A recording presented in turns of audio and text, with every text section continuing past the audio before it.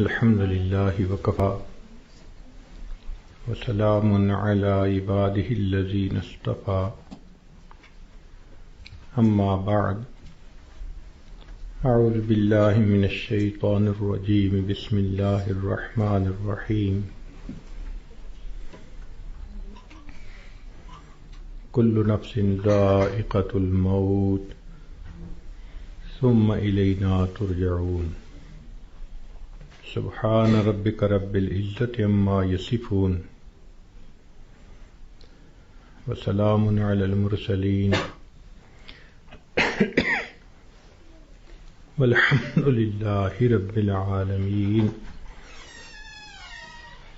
اللهم صل على سيدنا محمد وعلى آل سيدنا محمد وبارك وسلم اللهم صل على سيدنا محمد وعلى آل سيدنا محمد وبارك وسلم اللهم صل على سيدنا محمد وعلى آل سيدنا محمد وبارك وسلم انسانی زندگی ہوا میں رکھے ہوئے چراغ کی مانند ہے۔ جس طرح ہوا میں رکھا ہوا چراغ ایک جھونکے کا محتاج ہوتا ہے، انسانی زندگی بھی ایک پل کی محتاج ہوتی ہے۔ زندگی کیا ہے تھرکتا ہوا ننھا سا دیا، ایک ہی جھونکا جسے آ کے بجھا دیتا ہے، یا سرے مژگاں غم کا تھرکتا ہوا آنسو، پلک چھپکنا جسے مٹی میں ملا دیتا ہے۔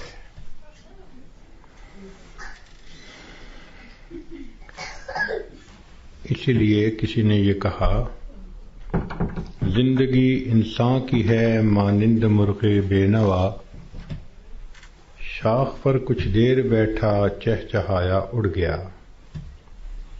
کہ جس طرح ایک پرندہ کسی شاخ پر آ کر بیٹھتا ہے، تھوڑی دیر چہچہاتا ہے اور چلا جاتا ہے، یہی انسان کی زندگی کی مثال ہے کہ انسان اس دنیا میں تھوڑی دیر کے لیے آیا اور بالآخر اس دنیا سے چلا جائے گا۔ آپ نے دیکھا ہوگا کہ جب بچہ پیدا ہوتا ہے تو اس کے ایک کان میں اذان کہتے ہیں اور دوسرے میں اقامت کہتے ہیں۔ یہ اس بچے کو پیغام دے رہے ہوتے ہیں کہ تیری زندگی کی اذان بھی ہو گئی، تیری زندگی کی اقامت بھی ہو گئی، اب اقامت میں اور جماعت کے کھڑے ہونے میں جتنا فرق ہے اتنا ہی تیری زندگی ہے، لہذا تم اپنی زندگی اس طرح سے گزارو کہ ابھی میری نماز جنازہ قائم ہونے والی ہے۔ اسی لیے یہ حکم ہوا کہ تم دنیا میں ہو تو امتحان گاہ میں ہو۔ یہ دنیا سیرگاہ نہیں، تماشا گاہ نہیں، آرام گاہ نہیں، یہ امتحان گاہ ہے۔ افسوس کہ ہم نے اس کو چراگاہ بنا لیا۔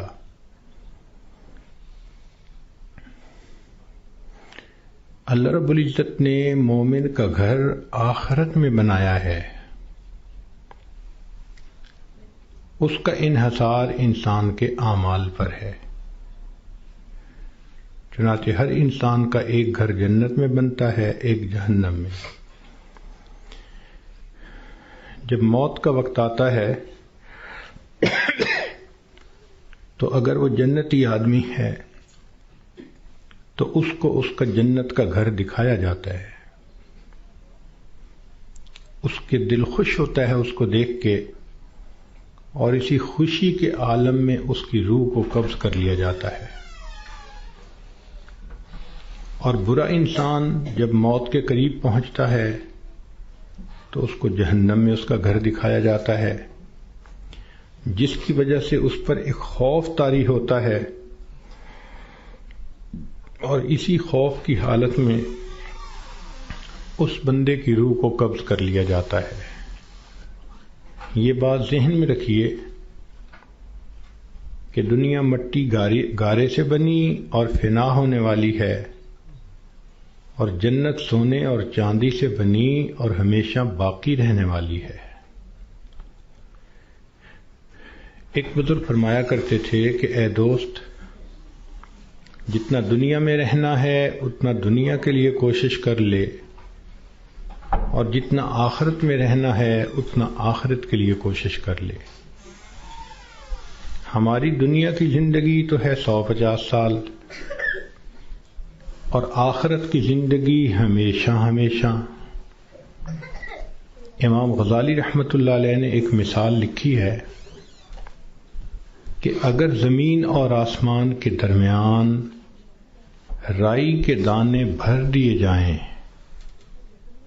اور ایک پرندہ 1000 سال کے بعد آئے اور ایک دانہ کھائے، پھر 1000 سال کے بعد آئے دوسرا دانہ کھائے، پھر 1000 سال کے بعد آ کر تیسرا دانہ کھائے، ایک وقت آئے گا کہ زمین و آسمان کے درمیان رائی کے یہ سب دانے ختم ہو جائیں گے، آخرت کی زندگی کبھی ختم نہیں ہوگی۔ جب ہم نے اتنا وہاں جا کر رہنا ہے تو ہم سوچیں کہ ہمارے دن کی ترتیب کیا ہے۔ ہم تو اپنے 24 گھنٹے کا سکیجول ایسے بناتے ہیں کہ جیسے دنیا ہی میں رہنا ہے، اور آخرت کی تیاری کے لیے تو وقت ہی نہیں نکالتے۔ اسی کو غفلت کہتے ہیں اور اسی کو دھوکہ کہتے ہیں۔ اس لیے دنیا کا نام ہے دار الغرور، دھوکے کا گھر۔ اور یہ دھوکہ صرف جاہلوں کو اور ان پڑھوں کو نہیں لگتا، یہ پڑھے لکھے عقل مندوں کو بھی لگتا ہے۔ وہ دنیا کی زندگی میں ایسے مست ہو جاتے ہیں کہ نمازوں کی فرصت ہی نہیں ہوتی۔ غور کریں تو آج کا ہر انسان اپنی جنت سجانے میں لگا ہوا ہے۔ میرا گھر ایسے ہو، میرا بزنس ایسے ہو، بیوی ایسی ہو، بچے ایسے ہوں، گاڑی ایسی ہو۔ ہر بندہ اپنے ذہن کے اندر ایک جنت سجا کر اس کو بنانے میں لگا ہوتا ہے، اور اس کو یہ نہیں پتا کہ اللہ نے تو جنت آخرت میں سجائی ہے، دنیا میں تو ہم تیاری کے لیے تھے۔ اس کا اندازہ آپ کو اس بات سے ہوگا کہ آج ہر بندے کو یہ فکر ہوتی ہے کہ میرے بعد میرے بچوں کا کیا ہوگا۔ جس عورت کو دیکھ لو، جس مرد کو دیکھ لو، اس کے ذہن میں یہی فکر کہ میرے بعد میرے بچوں کا کیا ہوگا۔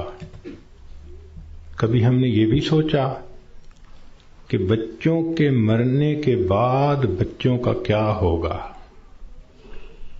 تو ہماری سوچ تو ہے ہی دنیا کی۔ اسی لیے جب مرنے والا دنیا سے جاتا ہے تو اس پہ کوئی نہیں رو رہا ہوتا۔ کہتے ہیں کہ ایک نوجوان نیک آدمی تھا، وفات کے قریب گھر کے سارے لوگ رونے لگے۔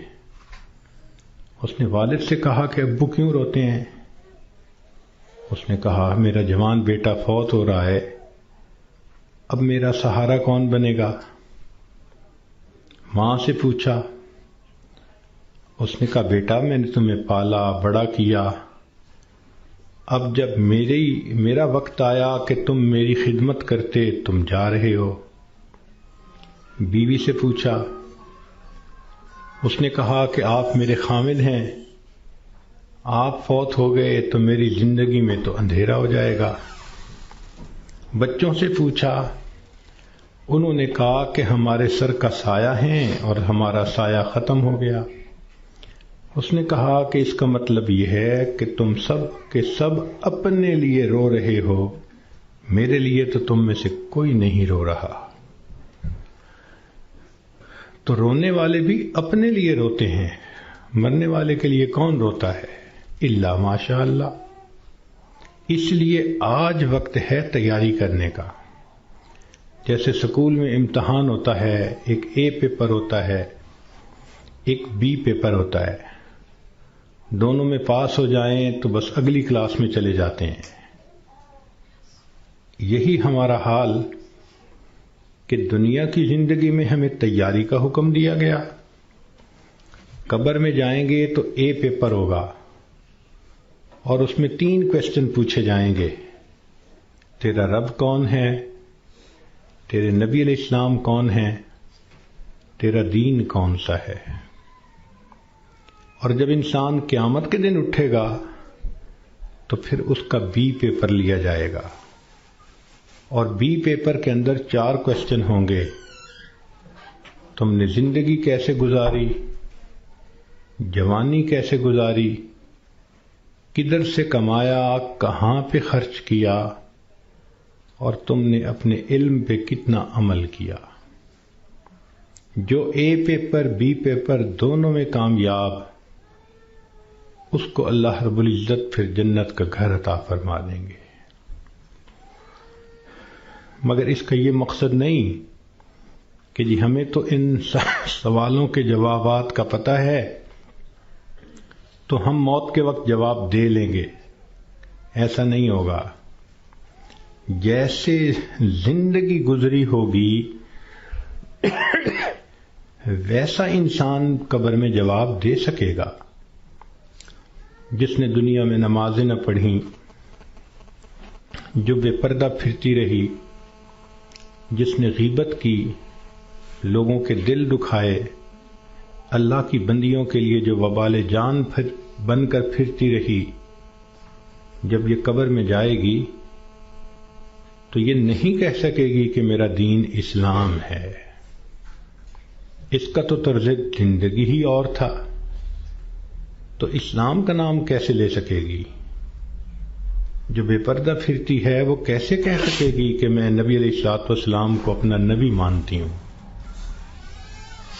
ان کی تعلیمات کو اپنایا نہیں، ان کی سنتوں کی تو دھیان نہیں دیا، تو کیسے جواب دے سکیں گے؟ تو اس لیے کتنے لوگ ہوتے ہیں جو موت کے وقت کلمہ پڑھنا چاہتے ہیں، پڑھ نہیں پاتے. چنانچہ ایک ڈاکٹر ہیں، ڈاکٹر نور محمد صاحب، ملتان کے ہیں. انہوں نے زندگی کے 35 سال ایمرجنسی وارڈ کے اندر ڈیوٹی کی. انہوں نے موت کے اوپر ایک کتاب لکھی ہے. اس میں وہ لکھتے ہیں کہ ایمرجنسی وارڈ میں تو لوگ آتے ہیں جو آخری لمحوں پر ہوتے ہیں، اور بہت سارے فوت بھی ہو جاتے ہیں. تو جب بھی کوئی ایسا بندہ میرے سامنے آتا، میں اسے کلمہ پڑھنے کی تلقین کرتا. وہ کہتے ہیں کہ میرا تجربہ یہ ہے کہ 100 میں سے 95 بندوں کو کلمہ پڑھنا نصیب نہیں ہوتا. تو ان سے پوچھا گیا کہ کیسے؟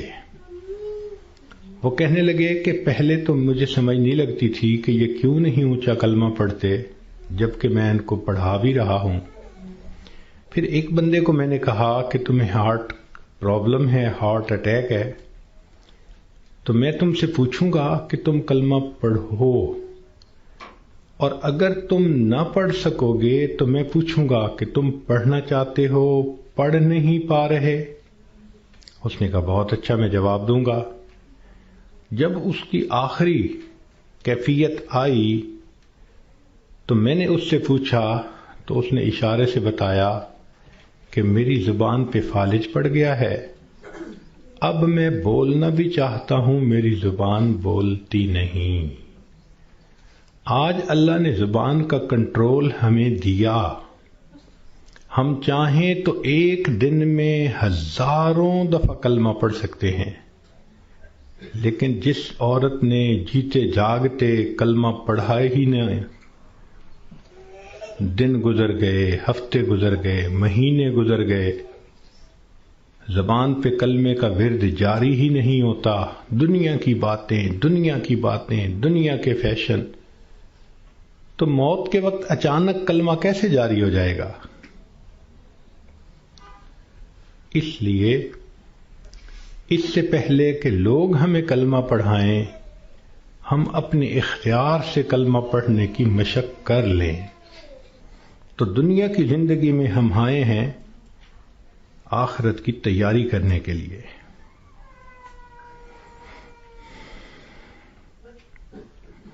ہماری مثال ایسی ہے کہ جیسے ایک آدمی کا ویزا لگ چکا ہو اور وہ بورڈنگ پاس لے کر لاؤنج کے اندر پہنچ گیا ہو اور اپنی فلائٹ کے اناؤنس ہونے کا انتظار کر رہا ہو۔ ہم نے دیکھا کہ لاؤنج میں لوگ بیٹھے ہوتے ہیں، ایک فلائٹ اناؤنس ہوتی ہے، کچھ اٹھ کے چلے جاتے ہیں، پھر دوسری اناؤنس ہوتی ہے اور اٹھ کے چلے جاتے ہیں، نئے آتے رہتے ہیں اور یہ اٹھ کے جاتے رہتے ہیں۔ بالکل زندگی کا یہی معاملہ، نئے بچے پیدا ہوتے رہتے ہیں اور جو پہلے سے موجود ہیں وہ اس دنیا سے رخصت ہوتے رہتے ہیں۔ ہم سب کا موت کا ویزا لگ چکا، ہم لاؤنج میں ہیں، کب ہماری فلائٹ ہے یہ بھی ہمیں پتہ نہیں۔ نبی علیہ الصلوۃ والسلام نے ارشاد فرمایا، میری امت کی عمریں بین 70 و 60، 60 اور 70 کے درمیان ہوں گی، یعنی ایسا بھی ہوگا کہ کسی کی عمر 100 سال یا اس سے زیادہ، اور ایسا بھی ہوگا کہ کوئی پیدا ہوتے ہی بچہ مر جائے گا۔ تو جب اوسط نکالیں گے تو گراس ایوریج اس امت کی 60 سے 70 سال بنے گی۔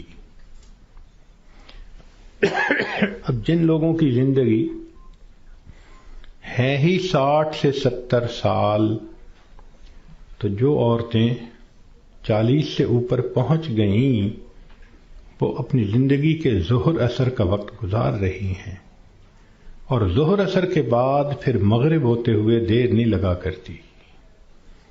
ہم نے خود تجربہ کیا ہے کہ کئی کام اکٹھے ہوتے ہیں تو سوچتے ہیں کہ ہم چھٹی کے دن کریں گے، اور چھٹی کے دن جب صبح ہوتی ہے تو دل میں بڑا مان ہوتا ہے، لمبا دن پڑا ہے، کوئی بات نہیں۔ لیکن کام کرتے کرتے جب ظہر گزر جاتی ہے تو پھر بندے کو پینک کنڈیشن ہونی شروع ہو جاتی ہے۔ وہی بندہ جو تسلی میں تھا کہ لمبا دن پڑا ہے، اب ہاتھ پاؤں پھول رہے ہوتے ہیں اور وہ کہتا ہے جی دن تو نکل گیا، جلدی سے کام سمیٹو۔ تو جو 40-50 سے اوپر کی زندگی گزار رہی ہیں، اب وہ ظہر اثر کے وقت میں پہنچ گئیں، مغرب ہونے میں دیر نہیں لگا کرتی۔ اس لیے بہتر ہے کہ ہم موت سے پہلے موت کی تیاری کر لیں۔ اللہ رب العزت چاہتے ہیں تو بندے کو ڈاکٹر کے قدموں میں موت دے دیتے ہیں، اور اگر چاہتے ہیں تو بندے کے نام مردوں کی فہرست سے نکلوا دیتے ہیں۔ ہمارے ایک ڈاکٹر صاحب دوست تھے، وہ ایک ہاسپٹل کے ڈائریکٹر تھے، بڑے تھے، 300 بیڈ کا ہاسپٹل تھا۔ تو کہنے لگے کہ ایک مرتبہ میرے پاس لسٹ آئی ان مریضوں کی جو فوت ہو گئے، تو روزانہ میں سائن کرتا تھا تو وہ ڈیڈ باڈیز وارثوں کے حوالے کر دی جاتی تھی۔ تو میں سائن کرنے لگا تو میرے ذہن میں خیال آیا کہ میں ذرا ان کے چہرے تو دیکھ لوں۔ کہنے لگا میں نے چہرے جو دیکھے تو ایک بوڑھا آدمی تھا، ایسے ہی میرے ذہن میں گیا کہ کہیں اس کو فٹ کا دورہ تو نہیں پڑا۔ تو میں نے ٹیکا منگوایا اور انجیکشن اس کو لگا دیا، اللہ کی شان وہ اٹھ کے بیٹھ گیا۔ مردوں کی فہرست میں اس کا نام لکھا جا چکا ہے۔ اللہ تعالیٰ چاہتے ہیں تو فہرست سے نام نکلوا دیتے ہیں۔ اور ایک اور ڈاکٹر صاحب کے بارے میں ہم جانتے ہیں کہ وہ اتنے ہارٹ اسپیشلسٹ ہیں کہ ملک کے صدر وزیر اعظم کے وہ ہارٹ اسپیشلسٹ ہوتے ہیں، VVIPs کے ہارٹ اسپیشلسٹ۔ ایک نوجوان آیا اور آ کے اس نے ان سے چیک اپ کروایا، تو ڈاکٹر صاحب نے پورا چیک اپ کرنے کے بعد ان کو کہا کہ your heart is functioning as good as that of a young man, کہ تمہارا دل تو ایک نوجوان بندے کے دل کی طرح ٹھیک ٹھیک کام کر رہا ہے۔ اس نوجوان نے ان سے اپنی فائل پکڑی اور پیچھے مڑ کر جو قدم اٹھایا وہیں اس کو ہارٹ اٹیک ہوا اور ڈاکٹر کی آنکھوں کے سامنے اس کی جان نکل گئی۔ تو اللہ تعالیٰ چاہتا ہے تو ڈاکٹر کے قدموں میں جان دے دیتا، موت دے دیتا ہے، اور اللہ تعالیٰ چاہتا ہے تو مردوں کی فہرست سے بندے کا نام نکلوا دیتا ہے۔ اور کئی مرتبہ انسان موت سے بھاگ کے جا رہا ہوتا ہے اور حقیقت میں موت کے قریب ہو رہا ہوتا ہے۔ چنانچہ سلیمان علیہ السلام کا دربار ہے، ایک شخص داخل ہوا اور اس نے وہاں بیٹھے ہوئے کسی آدمی کو بڑے غور سے دیکھا۔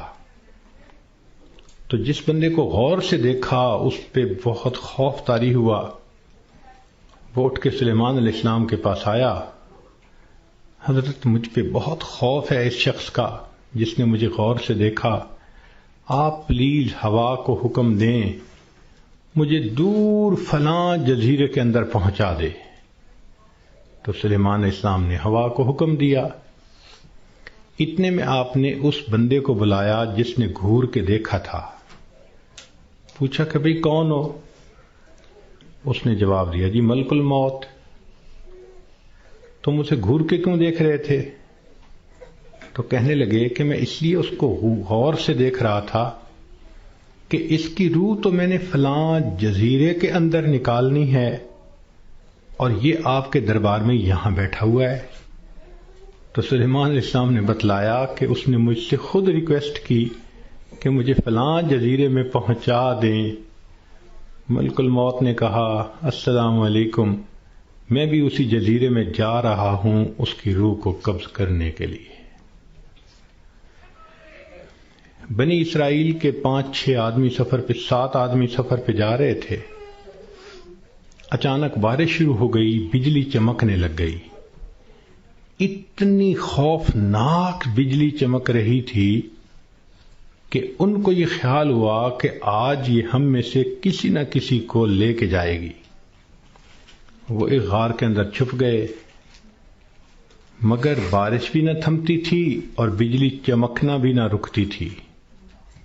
تو انہوں نے فیصلہ کیا کہ بھئی ایسے کرو، ایک ایک کر کے باہر نکلو، جس کو بجلی نے جلانا ہوگا وہ جلا دے گی تو باقی تو سکون کا سفر کر سکیں گے۔ چنانچہ ایک نکلا، بجلی چمکی مگر اس کو جلایا نہیں، وہ واپس آ گیا۔ پھر دوسرا نکلا، خیریت سے واپس آ گیا، تیسرا نکلا، چوتھا نکلا، 6 نکلے اور 6 کے 6 کو بجلی نے نہیں جلایا، ایک باقی رہ گیا۔ سب کہنے لگے کہ تو منحوس ہے، بدبخت ہے، تیری وجہ سے یہ ساری مصیبت آئی ہوئی ہے، نکل باہر۔ اس نے کہا میں نہیں نکلتا۔ سب زور لگا رہے ہیں، کہہ رہے ہیں، لڑ رہے ہیں کہ نکل باہر، وہ کہتے نہیں نکلتا۔ وہ ایسا وہاں پر جمع کہ اس نے کہا جو مرضی کر لو، میں غار سے باہر نہیں نکلوں گا۔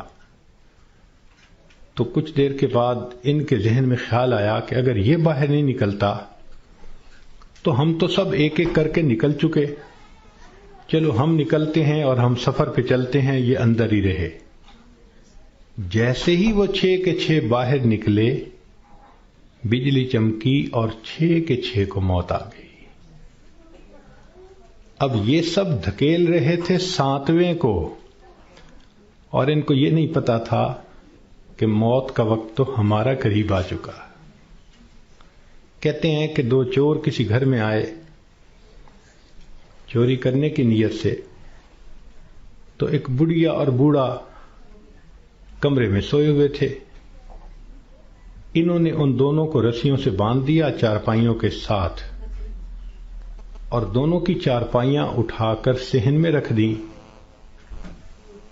منہ پہ ٹیپ لگا دی، تاکہ ہم کمرے میں تسلی کے ساتھ سامان کو کھولیں گے اور قیمتی سامان کو لے جائیں گے۔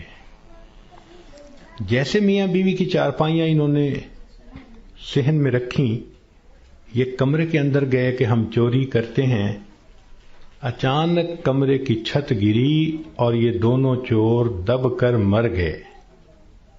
محلے والے آ گئے، شور ہوا تھا۔ اب وہ حیران کہ میاں بیوی تو رسیوں سے بندھے ہوئے ہیں۔ ان سے پوچھا بھئی تمہیں باہر کس نے نکالا؟ ان کا ہمیں تو پتہ نہیں، ہم تو اندر سوئے ہوئے تھے۔ ان کو کھولا گیا، جب ملبہ ہٹایا گیا تو اس کے اندر 2 چوروں کی لاشیں دبی ہوئی تھیں۔ پتہ چلا کہ چور ان کو نکال رہے تھے کہ ہم چوری کریں گے، اور ان کو یہ نہیں پتا تھا کہ ہم اپنی موت کا خود انتظام اپنے ہاتھوں سے کر رہے ہیں۔ تو انسان کئی مرتبہ موت سے دور بھاگتا ہے، اور حقیقت میں وہ موت کے قریب سے قریب تر ہو رہا ہوتا ہے۔ اس لیے ہمیں چاہیے کہ ہم موت کی تیاری کریں۔ مہلت ہر ایک کو ملی ہے، کسی کو کم کسی کو زیادہ۔ اس مہلت سے جو فائدہ اٹھائیں وہ خوش نصیب انسان ہے۔ اس دنیا میں آپ کو اللہ کا منکر تو مل جائے گا، رسالت کا منکر بھی مل جائے گا، دین کا منکر بھی مل جائے گا۔ اس دنیا میں آپ کو موت کا منکر کوئی نہیں مل سکتا۔ دہریے سے دہریہ بھی ہوگا تو یہ مانے گا کہ ایک دن مجھے موت آنی ہے۔ جب موت آنی ہی ہے تو کیوں نہ انسان اس کے لیے تیاری کر لے۔ اور موت کی تیاری یہ نہیں کہ انسان جاگنگ کرے اور ویٹ لفٹنگ کرے اور ایکسرسائز کرے، نہیں۔ موت کی تیاری یہ ہے کہ انسان اپنے پچھلے گناہوں سے توبہ کر لے، آئندہ نیکوکاری کی زندگی گزارنے کا ارادہ کر لے، اور جو لوگوں کے حقوق اس پر ہیں ان سے معافی مانگ لے۔ ہم نے دیکھا کہ بسا اوقات جو بندہ بیمار ہوتا ہے اس کے ساتھ اوپر والے ظلم کرتے ہیں۔ ظلم کا کیا مطلب؟ کہ اس کو حقیقت نہیں بتاتے کہ بیماری کتنی ہے، تسلی دیتے رہتے ہیں، اور وہ جھوٹی تسلی ہوتی ہے۔ ابو ٹھیک ہو جائیں گے، امی ٹھیک ہو جائیں گی، اور وہ سمجھتے ہیں کہ ہم بڑا نیکی کا کام کر رہے ہیں۔ وہ جی بتائیں گے تو ابو کو شوق لگے گا۔ بھائی شوق تو ان کو لگے گا جب اچانک موت آ جائے گی۔ یہ بہتر نہیں کہ ان کو پہلے سے انفارم کر دیا جائے کہ جی بیماری خطرناک ہے، زندگی کا پتہ نہیں، ابو کلمہ پڑھ لیں، ابو تیاری کر لیں۔ اوپر والے ظلم کرتے ہیں بندے کے ساتھ۔ چنانچہ ایک مرتبہ میں اپنا واقعہ آپ کو سناتا ہوں۔ ایک صاحب تھے جو سیکٹری لیول کے تھے، بہت لکھے پڑھے اور بڑی ان کی تنخواہ اور گاڑیاں اور ٹیلنٹڈ انسان۔ ان کی ریٹائرمنٹ ہوئی تو وہ بیمار ہوئے تو ہاسپٹل میں تھے۔ گھر آئے تو ہم ان کی تباہ پرسی کے لیے حاضر ہوئے۔ تو جب اس کے بڑے بیٹے نے مجھے دیکھا تو کہنے لگا، حضرت صاحب میرے ابو کے لیے دعا کر دیں، ڈاکٹر نے تو ہمیں جواب دے دیا ہے اور کہا ہے کہ بس ہفتے 10 دن کی بات ہے، ان کے اندر کینسر پھیل چکا، لیکن ہم نے ابو کو نہیں بتایا، آپ بھی پلیز ابو کو نہ بتانا۔ میں خاموش رہا۔ خیر اندر گئے، ملاقات ہوئی۔ تھوڑی دیر کے بعد میں نے انہیں کہا جی کہ مجھے آپ سے کوئی بات کرنی ہے، تو انہوں نے سب کو جانے کا حکم دے دیا کہ بھی کمرے سے جاؤ، میں حضرت جی سے کوئی بات کرنا چاہتا ہوں۔ جب وہ اکیلے ہو گئے تو میں نے ان سے بات کی کہ دیکھیں، زندگی کا کوئی بھروسہ نہیں، کوئی نہیں جانتا کہ کب موت آئے گی، کیا پتہ میری موت پہلے آئے، کیا پتہ آپ کی موت پہلے آئے۔ ہم نے آنکھوں سے دیکھا ہے بوڑھا باپ جوان بیٹے کی لاش کو دفن کر رہا ہوتا ہے، اور کئی مرتبہ جوان باپ اپنے نوزائیدہ بچے کی لاش کو دفن کر رہا ہوتا ہے۔ تو یہاں کیا بھروسہ زندگی کا؟ کہنے لگے بالکل صحیح بات ہے۔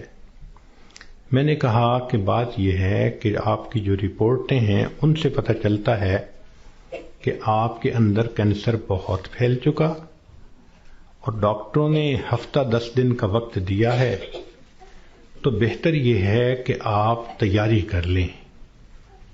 یہ بات سنتے ہی اس کی آنکھوں میں چمک آ گئی، اور وہ مجھے کہنے لگا کہ حضرت صاحب آپ نے سچ کہا، یہ سارے لوگ مجھے جھوٹی تسلیاں دے رہے تھے، مجھے کنفیوز کر رہے تھے۔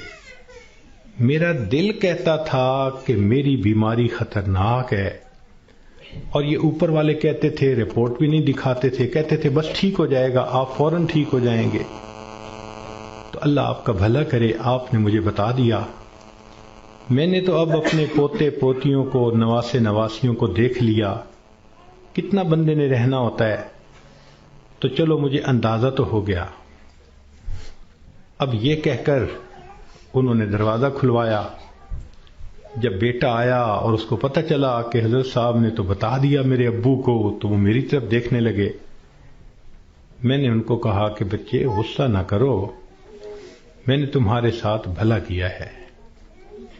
اللہ کے اس بندے نے سارے گھر والوں کو بلایا اور ان کو کہا کہ دیکھو بھئی، میری بیماری کی یہ حالت ہے کہ میرے پاس صرف 6-7 دن ہیں۔ اب ایسے کرو کہ جو میری زمینیں تھیں، جائیدادیں تھیں، مکان تھے اور وہ میرے نام تھے، سارے نکالو، میں اپنی وراثت کو بچے اور بچیوں میں شریعت کے مطابق تقسیم کرتا ہوں تاکہ میرے بعد جھگڑے نہ ہوں۔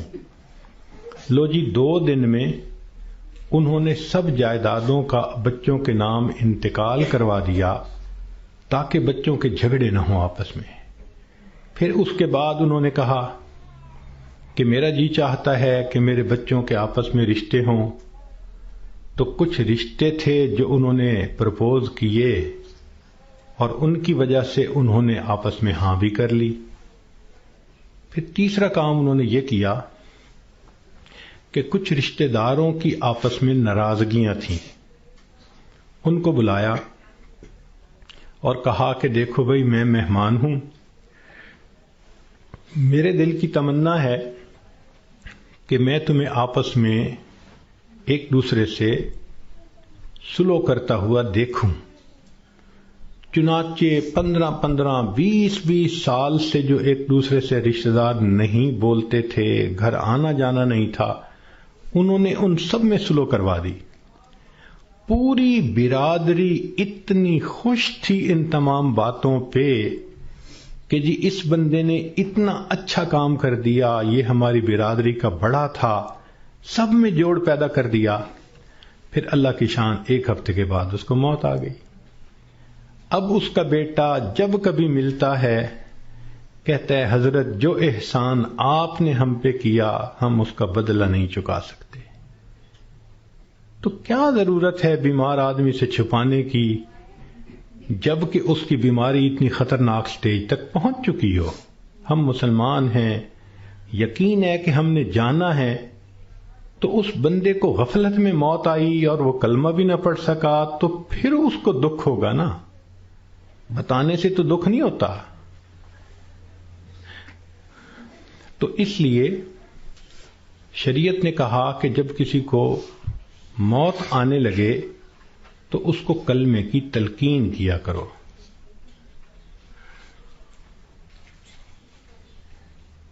ہم نے یہ دیکھا ہے کہ ادھر بندے کے آخری لمحہ ہوتا ہے اور ادھر بیوی جو ہے آگے بڑھتی ہے اور بیٹی کو کرتی ہے. آپ نے پہچانا اسے، یہ کون ہے؟ یہ دیکھو یہ تسنیم آئی ہے، یہ دیکھو یہ پروین آئی ہے. حالانکہ وہ لمحہ اس بندے کے لیے اللہ کے ذکر کا وقت ہوتا ہے، یکسوئی کا وقت ہوتا ہے. تو یہ مسئلہ سمجھ لیں کہ جب کسی مریض یا مریضہ کو دیکھیں کہ اب آخری لمحے ہیں، مت تعارف کریں اور کروائیں. ساری زندگی اس کو تعارف ہوتا رہا، اب تو رب سے تعارف ہونے کا وقت ہے. اب کیوں اس کو غافل کرتے ہیں؟ کیوں اس کی توجہ کو ہٹاتے ہیں؟ کہتے ہیں کہ ایک بزرگ تھے، 3 سال کی بیٹی تھی، حفصہ اس کا نام تھا. ایک دن ان کے اوپر ہارٹ اٹیک ہوا اور وہ اسی کنڈیشن میں آنکھیں بند کر کے اللہ سے لو لگا کے پڑے ہوئے تھے. وہ حفصہ آئی اور دستور کے مطابق چارپائی پر چڑھی، ان کے سینے کے اوپر لیٹ گئی اور ان کی آنکھیں کھولنے لگی، باتیں کرنے لگی. وہ خاموش رہے. تو حفصہ کہنے لگی، ابو آپ مجھ سے بات نہیں کرتے، لو میں بھی آپ سے بات نہیں کرتی، میں نے آپ سے کاٹی کر دی. یہ کہہ کے وہ بچی دوسرے کمرے میں چلی گئی اور وہاں جا کے اس نے رونا شروع کر دیا. ماں نے دیکھا بیٹی رو رہی ہے تو وہ آئی، بیٹی کیوں رو رہی ہو؟ اس نے کہا ابو مجھ سے نہیں بولتے، میں ابو سے نہیں بولتی. تو ماں اپنی بیٹی کو اٹھا کے لائی اور ان کے پاس آ کر کہنے لگی، دیکھیں نا آپ حفصہ سے نہیں بول رہے، یہ آپ سے ناراض ہو گئی ہے، آپ حفصہ کو منا لیں. تو جب اس نے یہ بات کہی نا کہ آپ حفصہ کو منا لیں، تو ان بزرگوں نے آنکھ کھولی، فرمانے لگے کون سی حفصہ اور کیسی حفصہ، ہم نے تو اپنے یار کو منا لیا، لا الہ الا اللہ محمد الرسول اللہ، اور ان کی روح پرواز کر گئی. تو آخری وقت میں تو یہ حفصاؤں کو پیچھے رکھیں، اس کو کلمہ یاد دلائیں، اس کا آخری لمحہ ہوتا ہے. زندگی میں تھوڑی محبتیں اس نے دکھائیں اور محبتیں کیں، آخری وقت میں تو بندے پہ ظلم ہو رہا ہوتا ہے کہ اس کی توجہ اللہ کی طرف سے ہٹا کے دنیا کی طرف لگا رہے ہوتے ہیں. تو یہ ذہن میں رکھیں کہ جب کسی کو دیکھیں کہ اب آخری لمحہ ہے تو بس کلمہ پڑھیں اس کے سامنے، ذرا مناسب آواز سے لا الہ الا اللہ پڑھیں تاکہ اس کو کلمہ یاد آ جائے اور اللہ اس کو پڑھنے کی توفیق عطا فرمائے. اور یہ بھی ذہن میں رکھیں کہ ایک غلطی اور بھی ہوتی ہے کہ جب کسی کا آخری وقت قریب آتا ہے نا، اللہ ان ڈاکٹروں کو ہدایت دے، یہ اس کو نشے کا ٹیکہ لگا دیتے ہیں اور اپنے ذہن میں سوچتے ہیں کہ اس کو تکلیف نہیں ہوگی. او اللہ کے بندے، تم نے نشے کا ٹیکہ لگا دیا، یہ کلمہ کیسے پڑھ سکے گا؟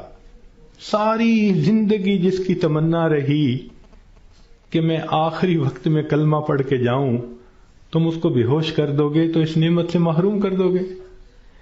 اس لیے جب آپ دیکھیں کہ اب آخری وقت ہے تو ڈاکٹروں کو منع کر دیں، ہاسپٹل میں ہوں گھر میں ہوں، ڈاکٹر کو سختی سے کہیں کہ ڈاکٹر صاحب اس وقت آپ نے نشے کا ٹیکہ نہیں لگانا، تاکہ ہوش کے ساتھ یہ کلمہ پڑھ کے ایمان کے ساتھ دنیا سے رخصت ہو. اس وقت کی جو تکلیف ہوتی ہے وہ تو گناہوں کی معافی ہو جاتی ہے. تو یہ بھی غلطی ہو جاتی ہے، اس کا بھی بڑا خیال رکھیں.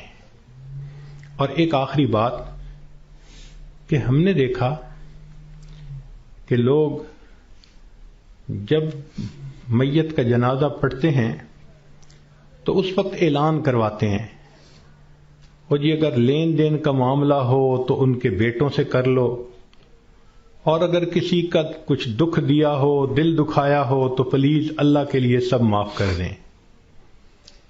تو پہلی بات تو یہ بتائیں کہ جن کا اس نے دل دکھایا کیا وہ اس کا جنازہ پڑھنے آئے ہوں گے؟ اور دوسری بات کہ اگر اس نے رشتہ دار عورتوں کا دل دکھایا تو عورتیں تو ویسے ہی جنازہ پڑھنے نہیں آتی. تو موت کے بعد اعلان کروانے کا اتنا فائدہ نہیں. لطف اور مزہ تو یہ ہے کہ زندگی میں یہ معافی مانگے. کم لوگ ہوتے ہیں جو اپنی زندگی میں لوگوں سے معافی مانگ لیتے ہیں. ہمارے ایک بزرگ تھے، سفید ریش ہو گئے تھے. ان کی ایک خوبصورت عادت تھی، وہ جس کسی سے ملتے تو الوداع ہوتے ہوئے فرماتے، آپ کے تو میرے اوپر بہت حقوق ہیں، میں کمزور ہوں، ادا نہیں کر سکا، آپ مجھے اللہ کے لیے معاف کر دیں. شریعت کہتی ہے کہ جب کہنے والے نے یہ کہا اور سننے والے نے آگے سے مسکرا دیا تو بس اس نے گویا معاف کر دیا. وہ ہر کسی سے معافی مانگتے تھے، بڑے سے بھی، چھوٹے سے بھی، ہر کسی سے. تو مرد بھی اس عادت کو اپنائیں، عورتیں بھی اس عادت کو اپنائیں. بیوی خاوند سے معافی مانگ لے، خاوند بیوی سے معافی مانگ لے، بچے آپس میں ایک دوسرے سے معافی مانگ لیں. یہ معافی مانگنے کی عادت اچھی عادت ہے، اس میں کوئی شان گھٹ نہیں رہی ہوتی کہ بندہ کہہ دے جی مجھ سے تو بہت کوتاہیاں ہوئیں اور اگر آپ ہرٹ ہوئے پلیز آپ مجھے معاف کر دیں. بلکہ بعض تو بچیوں کو یہ ایسی عادت پڑ جاتی ہے کہ وہ جس کسی سے بات کرتی ہیں، بیٹھتی ہیں، ہر ایک سے معافی مانگ لیتی ہیں. تو یہ بھی ایک بہت اچھی عادت ہے کہ دنیا کے معاملات کو انسان دنیا میں ہی سمیٹ جائے.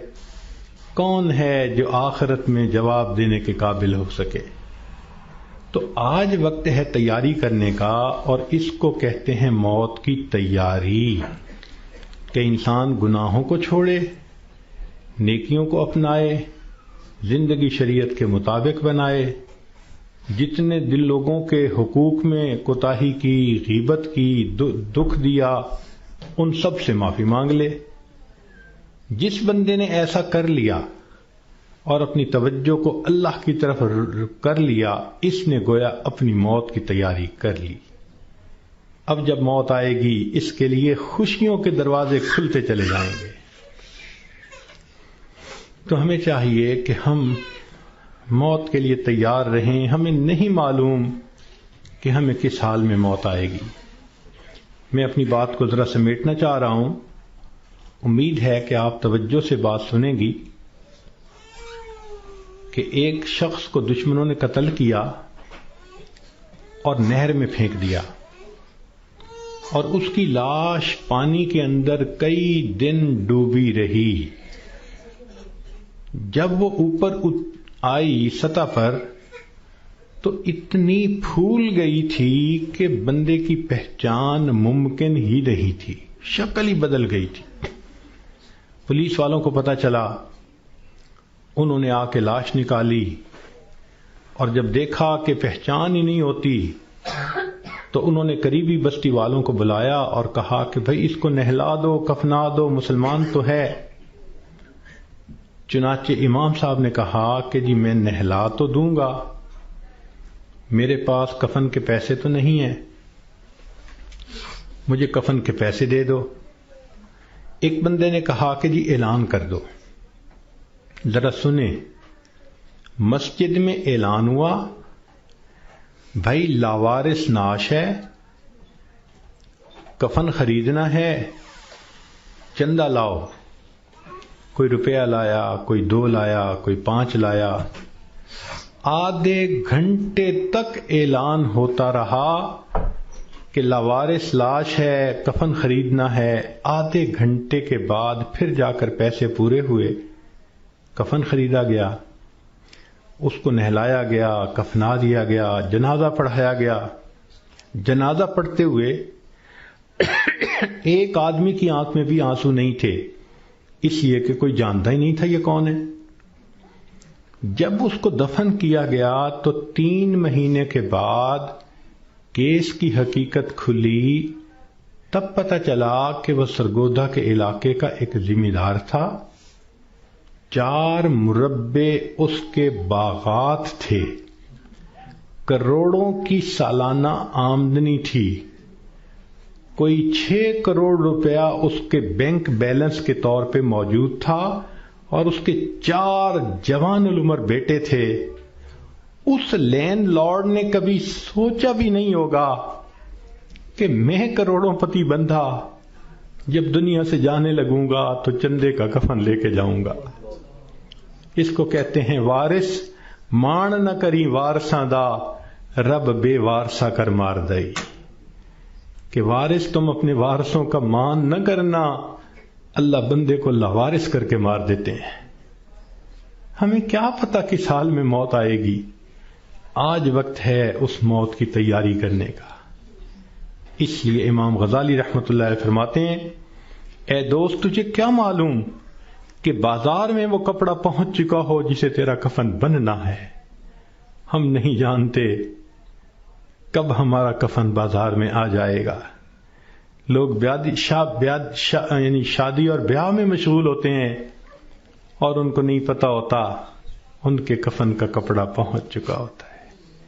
اس لیے چاہیے کہ ہم موت کی تیاری کریں، نیکی کریں، جھوٹ کی زندگی سے بچیں، سچ کی زندگی کو اختیار کریں، نبی علیہ السلام کی ایک ایک سنت کو اپنائیں تاکہ موت کے لیے ہم بھی تیار رہیں۔ کیا معلوم کب جانا پڑ جائے۔ ہمارا حال تو وہی ہے کہ بارات پہنچ گئی تھی اور لڑکی والے لڑکی کے کان سلوانے گئے ہوئے تھے کہ جی ہم نے کانوں میں بالیاں ڈالنی ہیں۔ جیسے اس لڑکی والوں کو شرمندگی ہوئی، وہی حال ہمارا ہے کہ ملک الموت پہنچ جائیں گے اور ہم نے ابھی تیاری ہی نہیں کی ہوگی۔ ہم نے کتنی بار آنکھوں سے دیکھا جوان العمر بیٹا چارپائی کے اوپر لیٹا ہوا ہوتا ہے، ماں آگے بڑھتی ہے، بیٹے تجھے کیا ہوا، مجھے بتاؤ تو صحیح۔ بیٹا خاموش ہوتا ہے، ماں رو کر کہتی ہے بیٹے تم تو میری ہر بات پہ لبیک کہا کرتے تھے، تم میرے اتنے فرما بردار بیٹے تھے، کیا ہوا؟ بیٹا اپنی اماں سے نہیں روٹھا کرتے، نہیں خفا ہوتے، بتاؤ تمہیں کیا ہوا۔ بچہ خاموش ہوتا ہے، بالآخر بیوی آگے بڑھتی ہے، میرے سرتاج، میرے ہمراز، مجھے تو بتائیے کیا ہوا، اگر آپ میری کسی بات پہ خفا ہیں میں آپ سے سوری کر لیتی ہوں، معافی مانگ لیتی ہوں، مجھے بتائیں کیا ہوا۔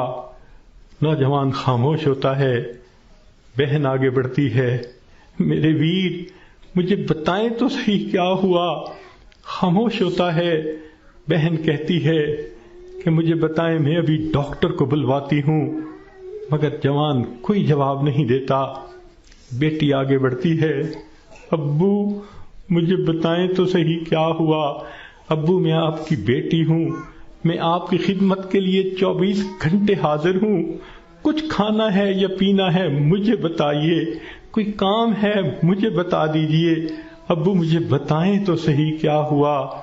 باپ خاموش ہوتا ہے، بیٹی روتی رہ جاتی ہے، ماں پھر آگے بڑھتی ہے، بیٹے میں نے کال کر دی ہے، ابھی ڈاکٹر کو بلواؤں گی، تمہارا علاج کرواؤں گی۔ بیٹا خاموش ہوتا ہے، اسی خاموشی کی حالت میں ماں دیکھتی ہے، آنکھیں کھلی رہ گئیں، روح نکل گئی، وہ اپنے کانپتے ہاتھوں کے ساتھ جوان بیٹے کی آنکھوں کو انگوٹھے رکھ دیتی ہے۔ اس ماں نے کبھی سوچا بھی نہ تھا میں بڑھاپے میں جوان بیٹے کی آنکھیں بند کروں گی۔ جب بچے کی روح نکل جاتی ہے، سب رو رہے ہوتے ہیں، کہنا شروع کر دیتے ہیں میت کو فلاں کپڑے میں رکھ دو، تھوڑی دیر پہلے یہ کسی کا باپ تھا، یہ نوجوان کسی کا بیٹا تھا، کسی کا بھائی تھا، کسی کا خاوند تھا، اب کیا ہوا؟ سب نے اس کو میت میت کہنا شروع کر دیا۔ تو جواب ملے گا اصلی انسان تو چلا گیا، یہ اس کا جسم باقی ہے، اس کو بھی ہم اس کے اصلی گھر پہنچائیں گے۔ چنانچہ اس کو نہلا دیا جاتا ہے، کفنا دیا جاتا ہے اور جنازے کا اعلان کر دیا جاتا ہے۔ اس کو لینے کے لیے کئی رشتہ دار کمرے کے اندر آ جاتے ہیں، بھئی تم کیوں آئے ہو؟ ہم اس کو اس کے اصلی گھر پہنچانے کے لیے، بھئی یہ گھر بھی تو اسی کا تھا، اسی نے پلاٹ خریدا، اسی نے نقشے بنوائے، اسی نے کمرہ بنوایا، اسی نے یہ مکان بنوایا، ماربل لگوایا، کہاں کہاں سے فرنیچر ڈھونڈا، کہاں کہاں سے بجلی کی فٹنگز خرید کے لایا، ابھی تو دیواریں بھی میلی نہیں ہوئی، تم اس کو لینے آ گئے ہو۔ سب کہیں گے یہ تو عارضی گھر تھا، اصلی گھر تو آگے ہے، 2 گز زمین کا ٹکڑا، چھوٹا سا تیرا گھر ہے۔ سب اس کو کندھوں پہ اٹھا لیتے ہیں، رشتہ دار جمع ہیں، سب قبرستان تک پہنچ جاتے ہیں، جنازہ پڑھتے ہیں، پھر قبر میں اتارنے کا وقت آتا ہے۔ شریعت کا یہ حکم ہے کہ جو قریب ترین رشتہ دار ہو وہ قبر میں اتارے۔ ہم نے اپنی آنکھوں سے یہ منظر دیکھے، جوان بیٹے کو باپ قبر میں اتار رہا ہوتا ہے، بھائی کو بھائی قبر میں اتار رہا ہوتا ہے۔ اللہ کی شان، یہ تو شریعت کی مہربانی ہے، اس نے عورتوں کو منع کر دیا کہ تم جنازے میں اور قبرستان میں مت جاؤ۔ اگر کبھی عورتوں کو بھی حکم ہوتا کہ تم جاؤ اور اپنے بیٹے کو دفن کر کے آؤ، مجھے تو لگتا ہے کتنی مائیں ہوتی جو جوان بیٹے کے ساتھ خود بھی دفن ہونا پسند کرتی۔ کیسی عجیب اللہ تعالیٰ نے مردوں کو ہمت دی ہوتی ہے۔ جوان بیٹے کو، جس کے جسم پہ کبھی میلا کپڑا بھی باپ برداشت نہیں کرتا تھا، آج اس کو زمین پہ لٹا دیتا ہے، اپنے ہاتھوں سے مٹی ڈال دیتا ہے، بھائی مٹی ڈالتے ہیں، دوست مٹی ڈالتے ہیں، منو مٹی کے نیچے اس کو دبا کے اللہ کے حوالے کر کے آ جاتے ہیں۔ جب اللہ کے حوالے ہونا ہی ہے، اے انسان تو اپنے آپ کو آج اللہ کے حوالے کر دے۔ اللہ، میں اپنے آپ کو آپ کے حوالے کرتی ہوں، جو آپ کا حکم ہوگا میں اس پہ چلوں گی، جو گناہ ہوگا میں اس سے بچوں گی۔ آج حوالے کریں گے تو اس کا فائدہ ہوگا۔ چنانچہ انسان کو بالآخر اللہ کے حضور جانا ہی ہے۔ حضرت علی عنہ فرمایا کرتے تھے، موت کی تکلیف کینچیوں سے کتر دینے سے زیادہ سخت ہوتی ہے، موت کی تکلیف دیگ میں بھون دینے سے زیادہ سخت ہوتی ہے۔ اگر موت کی تکلیف کا اندازہ لگانا ہو تو آپ عورتوں کو تو بہت آسانی سے لگ سکتا ہے۔ کئی مرتبہ آگ پہ کھانا بناتے ہوئے آپ کی انگلی جلی ہوگی، کتنے دن اس کی تکلیف رہتی ہے۔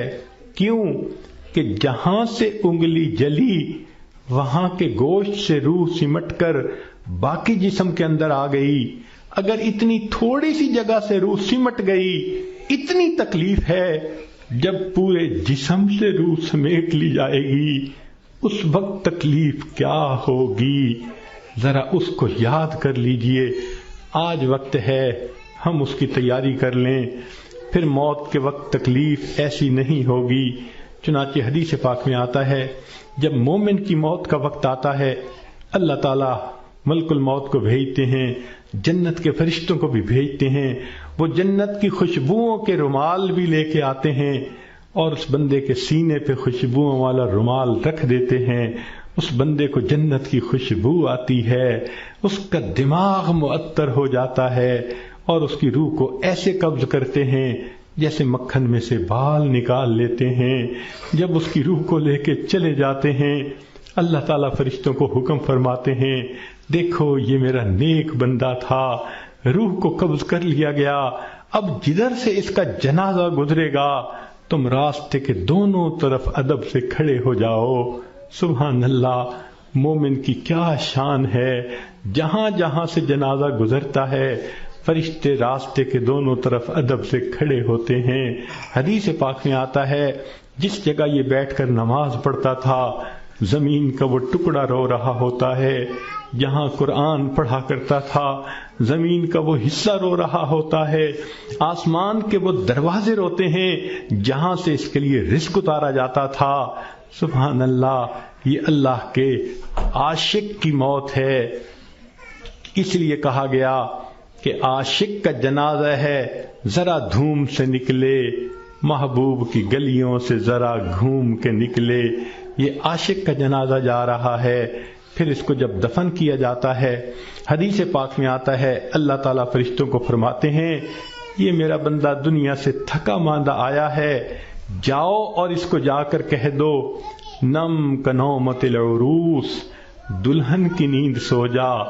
فرشتہ آ کے خوشخبری دے دیتا ہے تم دلہن کی نیند سو جاؤ۔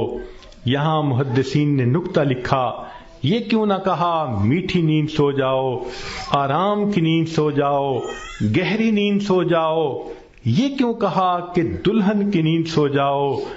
تو اس کا جواب انہوں نے یہ دیا کہ دلہن جب پہلی رات اپنے کمرے میں جا کر سوتی ہے اس کو وہی جگاتا ہے جو اس کا خاوند، اس کا محبوب ہوتا ہے۔ یہ مومن آج قبر میں دلہن کی نیند سو رہا ہے، کل قیامت کا دن جب ہوگا اس کو وہی جگائے گا جو اس کا محبوب حقیقی ہوگا۔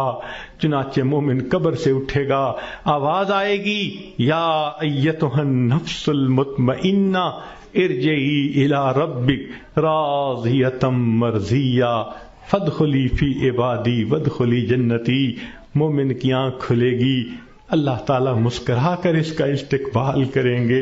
یہ کیسا خوش نصیب انسان ہے کہ جس نے اچھی زندگی گزاری، آج یہ دنیا سے آخرت کی طرف کامیاب ہو کر چلا گیا۔